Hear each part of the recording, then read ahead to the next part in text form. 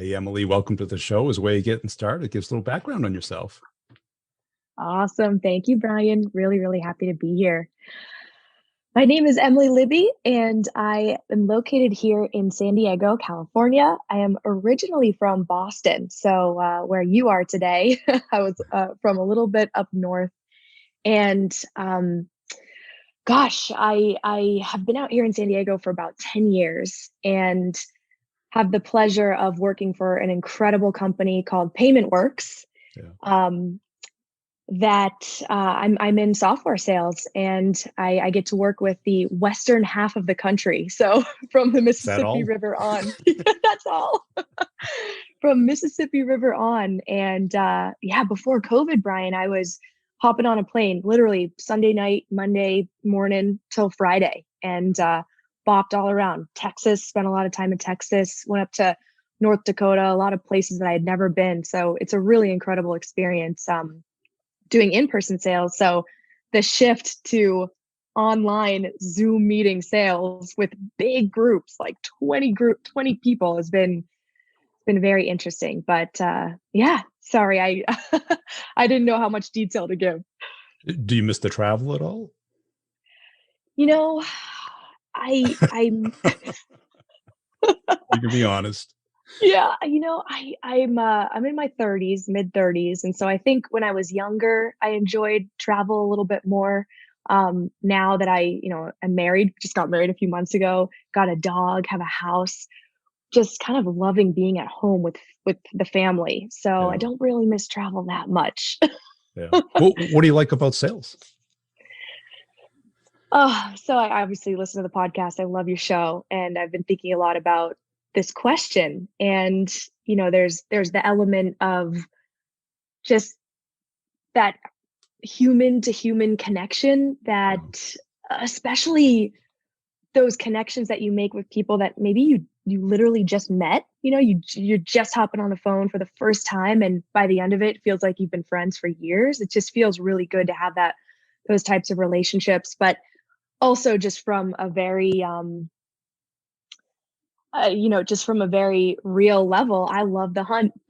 I Yeah. love hunting. I love closing. I get so fired up when I get that yes after 20 demos, and the not right now. Because it's probably Not not an ready right easy now. product to sell, is it? I was checking out the site. Thank you for checking it out. So just out of curiosity, what do you think I sell? Uh, well, some way of assuring that the payments are auditable and legitimate before they're done. Did I get it? Way better than most people do. Okay, good. Yes. So it's so true. There's so much complexity with what I sell. And Yeah.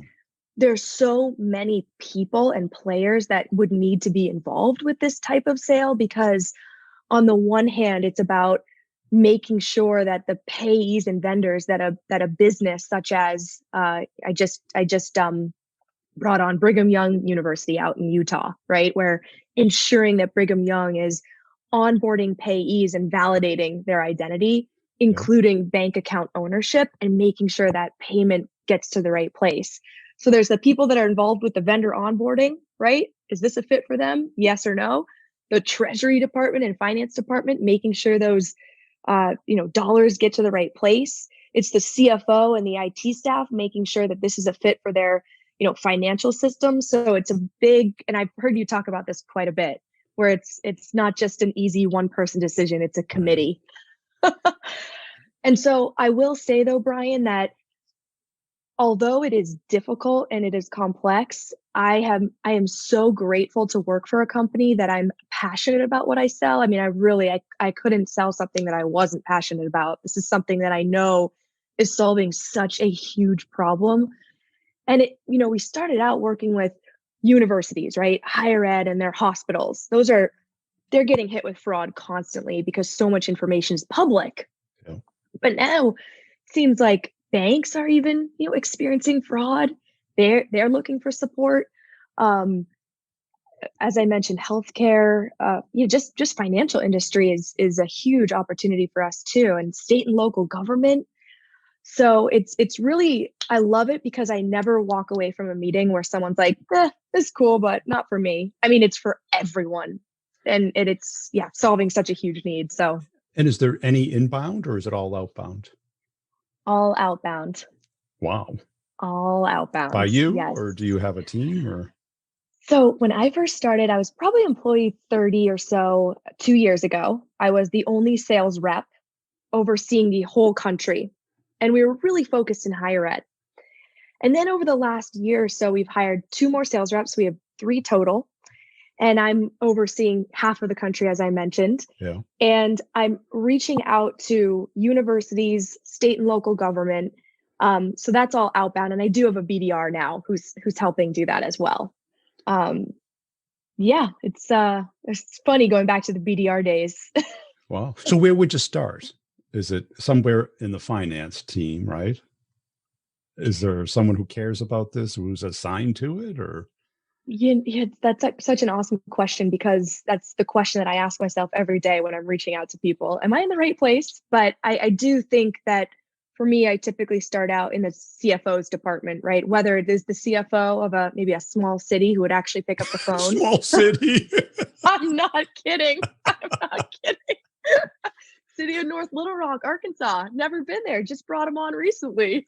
Did you? Yeah. Yeah, they pick up the phone. It was great. Who was it? Yeah, typically Yeah. finance director or comptroller. Yep. Okay. And Or there's even vendor management teams, someone that sure. oversees vendor management. And do they even know your type of solution exists, or is it a completely new category? Business identity exists in so many different ways. Yeah. You think about identity management for your own credentials. You think of identity management for uh, corporations making sure their systems aren't being hacked. But the business identity that I sell is new. So a lot of folks are surprised by what we offer because they've never really heard that it has existed, that it's existed. So it's fun, but I Yeah. am educating on this world and really like folks know that the problem exists of fraud, but they don't realize that they need a holistic solution, like starting with the management of vendors and their identity, right? Before you get that information into your financial system, you need a security guard, right? We're your security guard. They don't have that, and they're relying on people to manage and vet and verify identity information, but it's just not good enough anymore. And so, yes, I'm educating on how to solve the root of the issue. And I have to say, I think complacency is probably my biggest Of course. Well, my that's what I was thinking, because I could imagine when you're talking about it, they go, "We got that covered," because yep. they're hearing something different than what you're saying. That is such a good point. That is such a good point. And when I'm doing my trainings with the BDRs and call listening to what the person on the other end says, oh, we have that. Our bank helps us Yeah, with we're covered. validating bank accounts. We're covered.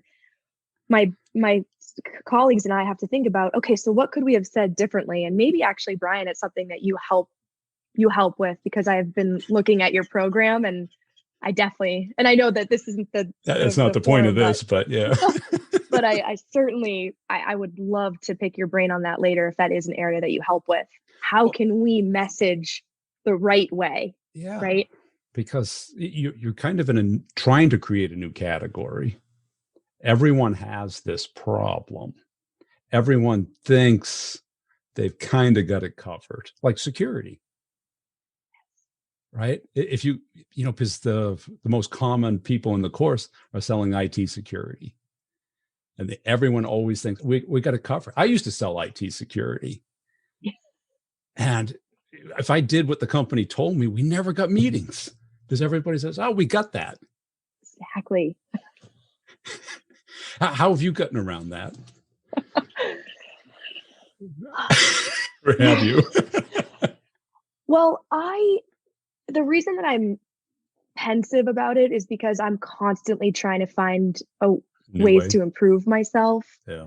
And I'm constantly asking the question, am I really doing it the right way? Like if someone tells me we got it covered, I have a million reasons why they don't. And I try to Yes. share that. And I try to do it in a polite way, but I always wonder, like, is that the typical salesperson way to do it? Just slam them with everything that I know? I mean, people maybe will shut off. So I try to be really polite, persistent, and almost as like a thought leader. Like we are doing this. I've done this for years. I've heard of other cities in your position. This is why their bank wasn't enough.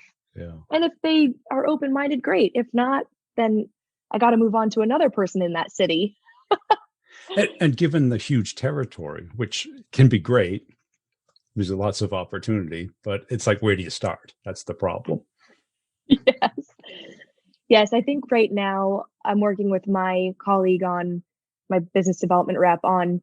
So Texas is a perfect place to start because we do have almost 20, 30 customers, Yeah, right? The already. University of Texas system and Texas state. And when you're reaching out to state and local government in Texas, start there, use some of the customers that they might know.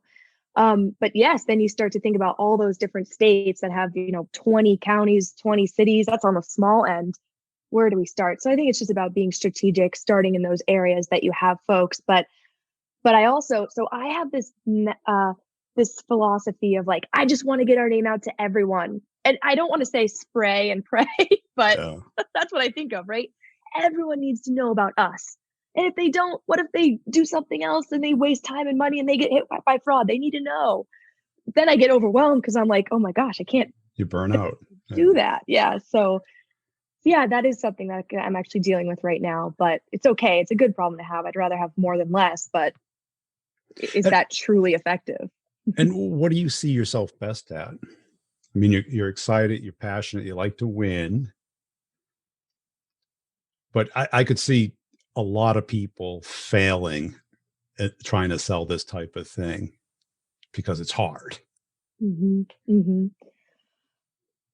Well, I think the reason that I am so passionate, excited, and I really haven't felt this burnout is because even though it's hard and even though there are a lot of people that aren't ready to make a change, I know that I will find that one early adopter in this new territory of state and local government who will be like, holy cow, this is something and I've even wanted to build myself. This is Yeah. huge. And we have that great relationship and we sign that agreement. And then they introduced me to 10 of their, you know, folks in their network. Not that that always happens, but they at least introduce or we start to get the name out and then it kind of grows. So I just need to find those early adopters right now in state and local government.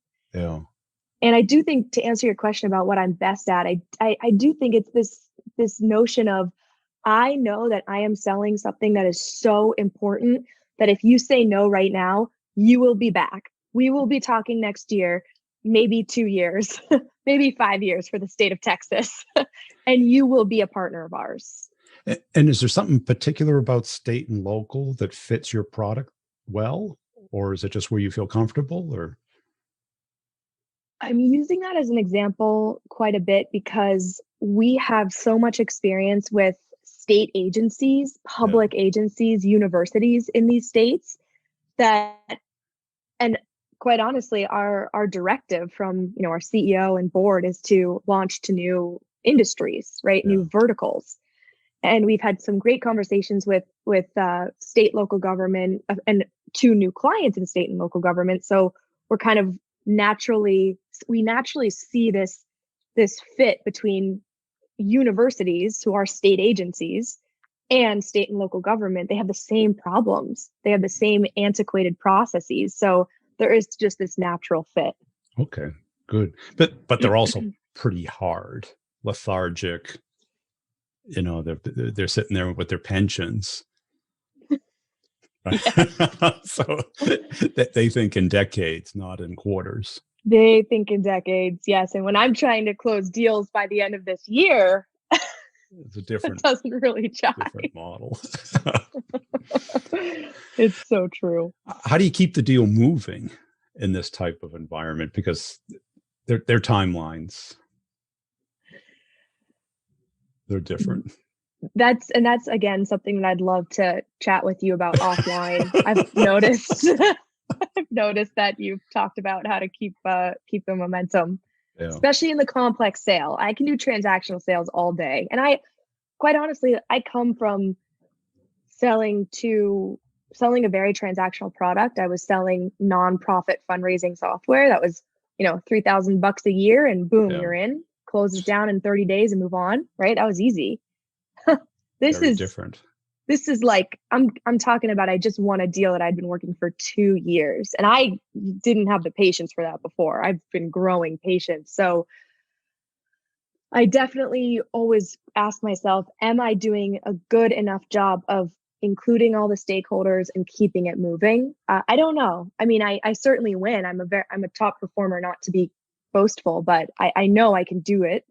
But it's just if I did it better, could I close even more? Could I Yeah. make double the income? Probably. Um, I am a I am a persistent person, but I am polite. And sometimes I don't know if I could be maybe a little more of a challenger. Maybe that could help. But in state and local government, I think Yeah. some people don't want to be challenged, right? Or not state and local, maybe just humans in general, right, Ryan? Well, I mean, yeah, I think that challenge model, because there's a fine line between challenge and argument, Exactly.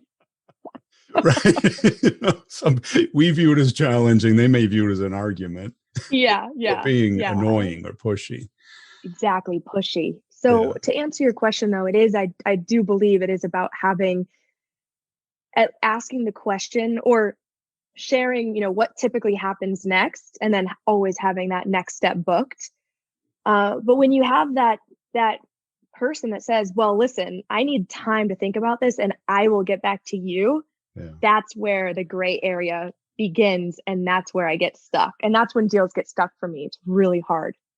yeah. And people think of that as bad, but it's necessary in a complex sale. Like when you buy a house, unless you have to buy a house that day, you're not gonna buy the house that day. You're gonna That's very sleep on true. it. You're gonna circulate it around your friends. You are gonna think about it. Okay, So that makes me feel better. yeah, but it can be an excuse too. It can be because no Yeah, one likes to exactly. deliver bad news. Exactly. Yeah. And what separates you, or what are some of the epiphanies that you've discovered about selling through your career, especially going Mhm. from kind of a transactional sale, which you did really well at, Thank you. to a complex sale, which is a whole different skill set? Definitely. Definitely. Well, I think the core of my being, and quite honestly, I went to school to be a social worker. I I saw wanted to that. I Boy, wanted did to you. be my dad, jokes around. He's like, "You were this hippie up in Vermont, just, a vegetarian, just wanted to peace and love, and now you're this like capitalist meat eater." I'm like, "Dad, you're making me sound like I'm but it is funny. I have changed a lot. And quite honestly, Brian, I needed this for my self-esteem. Growing up, I didn't really feel like I knew what I wanted to do or didn't really feel like I had anything that I was really good at. And so when Yeah. I first started my venture in sales and had, was part of the top of the leaderboard, that started driving this fire and this confidence that I never knew I had ever. And it feels really, really good. So I'd say confidence, but not losing that core, my soul being an empathetic person that wants to solve people's problems and wants to listen. Like, I can't tell you how many times when I'm training people to say, use the gosh darn mute button. This prospect is It's good talking to coaching. you.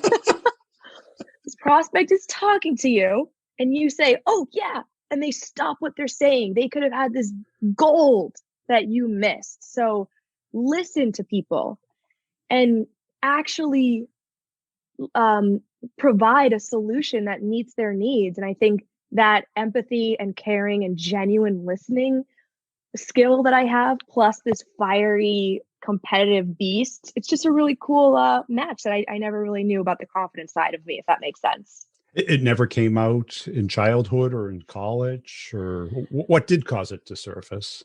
Was the sales? Um, Yes, it was sales. I'm sure that I've always had that little competitive streak in me. Maybe when we were playing games as a kid, but I was just more of like a people pleaser, didn't want to rock the boat, wanted Yeah. everyone to be happy, cared so much about what people thought. So I think the confidence was hidden beneath a layer of fear, of making disappointing people or making people upset.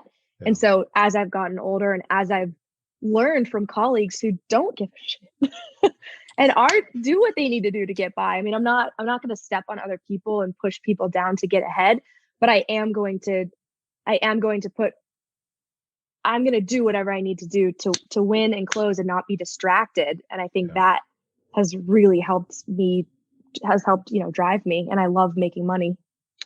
Well, that's good. And what was that epiphany? Because social work's just the opposite of that. It's like I no money. know. I know.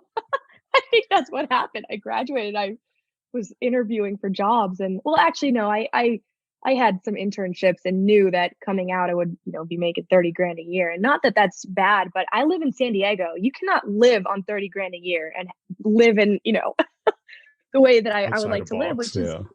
yeah, which is traveling, Brian. So for me, the money epiphany is freedom, right? Yes. For me, Independence. independence. I literally drive the same car that I've had for 20 years. It is a old car that does not have air conditioning or a radio. And my Wow. dad's like, you can buy a new car. You have the means. Why don't you? And it's like, I don't really care about that. What I care about making money is to be never have that concern of, oh, I'm not going to be able to buy, that food for this week. And not that my life ever got there, but my parents did go through a divorce, Brian, and it was a really hard time. And my mom did struggle. And I do think that pivotal time when I was 13 to 15, seeing my mom struggle, I think that lit this fire of you need to be independent. You cannot Yeah. rely on another person.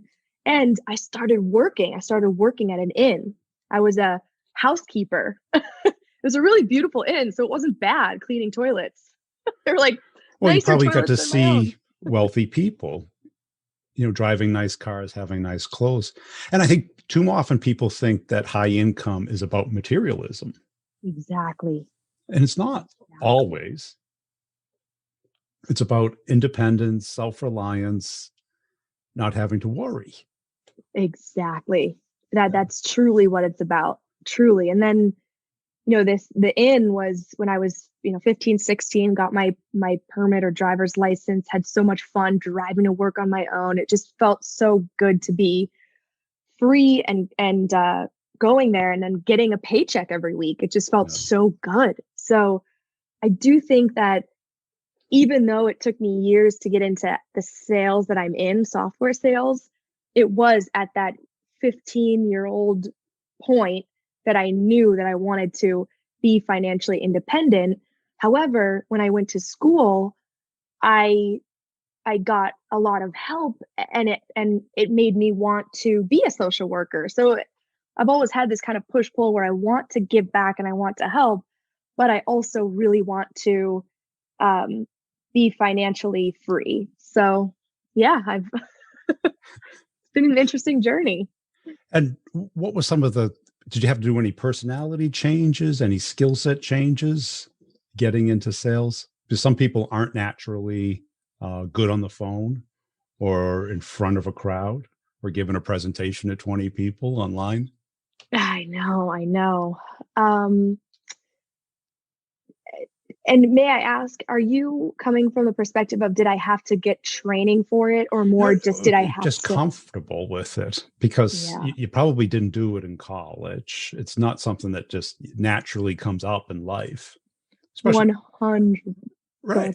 Yeah. So you either and next to death, public speaking is number two on fears.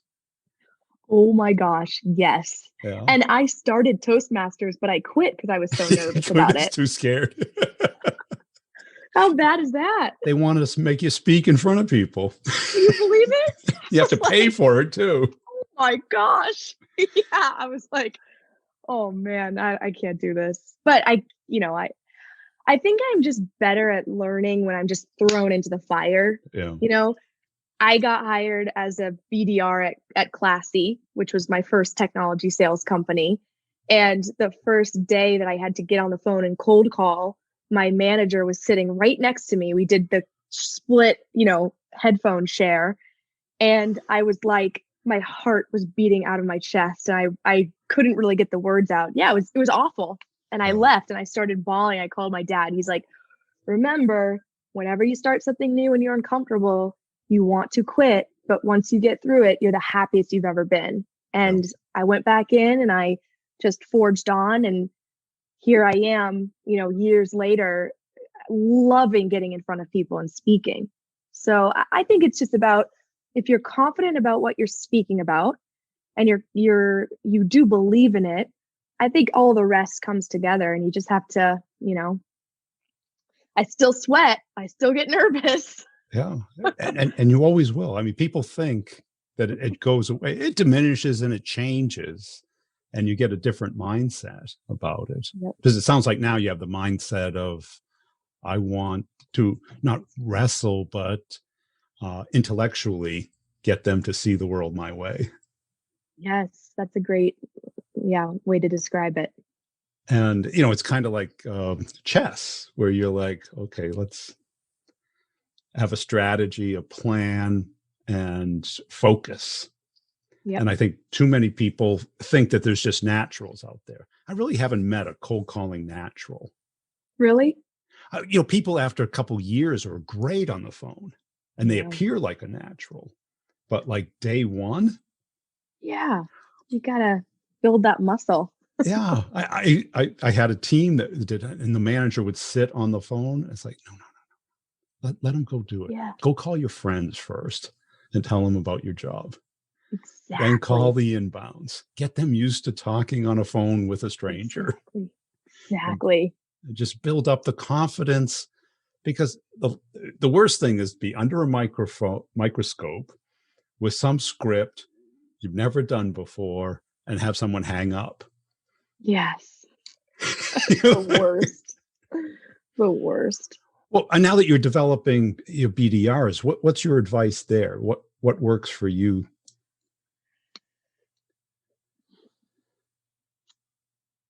So just to be totally honest too, my role isn't necessarily to be a BDR manager. So the training and development that I do is purely because I have a BDR that works in my territory. Yeah. And if she is not successful, I am not successful.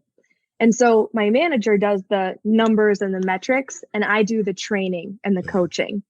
And I think that works really well. I think regardless of the setup, you have to equip your BDRs with the knowledge, but not too much knowledge, because if they give too much away, they're not going to close the meeting. But if you could give them just enough to feel confident and make the other person on the other end be like, all right, they know really what they're talking about, that's huge. And, I'm not saying be under a microscope and do this call listening, but I will say having tools that allow you to record calls, and then going back and having the BDR listen and having me listen and then say, okay, what's your feedback to yourself? Yeah. And having them tell you exactly what you thought the feedback should be. It's nice when they come to that realization. So I think that helps nip any issues in the bud, especially even if it's just interrupting. I think my biggest advice for people is use the mute button and don't interrupt. Yeah, say nothing. Say nothing. Those long pauses are the most effective things in communication. And what's the opposite of that is that voice activation. As soon as one person starts talking, they jump and pounce on them. Exactly. I'm like, I know you're excited and I know you know we can solve their problem, but the best part is when you stay back talking and you hear them and you say, yep, okay, yeah, I do have something. How's this different than what I'm doing now? Cool. Hey, this has been a fun conversation, Emily. Where can people go to connect and follow you? LinkedIn is my spot. I think it's just Emily Libby. Easy enough. I'm sorry I don't have that exact link, but yeah, Emily Libby on LinkedIn. And my company is Payment Works. And if you're ever struggling or your company's struggling with business payments fraud, we can help you. So hope to hear from people.